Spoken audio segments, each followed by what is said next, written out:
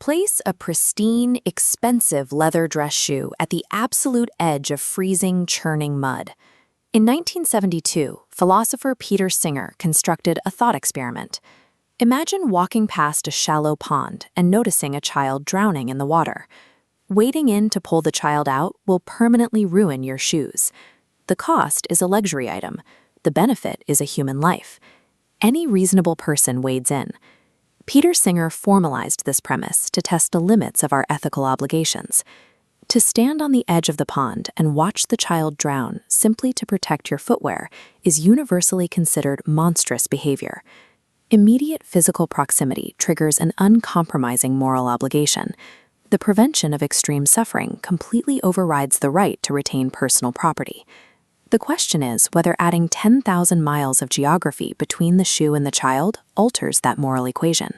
In 1971, constant poverty, a cyclone, and a civil war in East Bengal turned 9 million people into destitute refugees. Millions faced starvation. The capital required to provide food, shelter, and medical care to keep one human alive in that crisis zone was exactly the price of a luxury good. During this famine, the British government committed upwards of £440 million to the Anglo-French Concorde project. They valued supersonic transport at 30 times the cost of the refugees' survival. Australia's total aid to Bengal amounted to less than 1/12 the cost of constructing the new Sydney Opera House. Singer observes that society categorizes donating to relief funds as an act of charity and optional generosity. By the logic of the shallow pond, it is a mandatory duty. Purchasing a luxury item while someone starves elsewhere is merismatically identical to watching the child drown in front of you. Geographic distance holds no moral weight. Scaling this premise from the individual to the global population requires a systemic accounting of human welfare. Under the ethical framework of total utilitarianism, individual rights do not exist. The sole objective is the net optimization of total welfare. The lived experiences of suffering and pleasure are stripped of their context and reduced to raw, interchangeable metrics. Every global resource allocation must be relentlessly optimized to maximize net positive welfare across all sentient life. Traditional morality relies on emotional proximity and personal relationships. Total utilitarianism relies entirely on arithmetic. Once you agree saving the drowning child is mandatory, you accept a universe where human life is evaluated strictly as an equation input.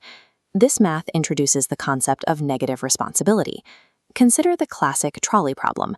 Strip away the theoretical safety of standing next to the tracks deciding whether to pull a lever. You are sitting with your bank account, deciding whether to hit transfer. The standard psychological defense mechanism is the concept of the passive observer. We assume that by doing nothing, our hands remain clean. But the null hypothesis of human behavior, inaction, is an active, measured redistribution of suffering. Leaving the padlock closed on the railway switch guarantees the train hits the victims. The decision to abstain is a deliberate choice to let the impact happen.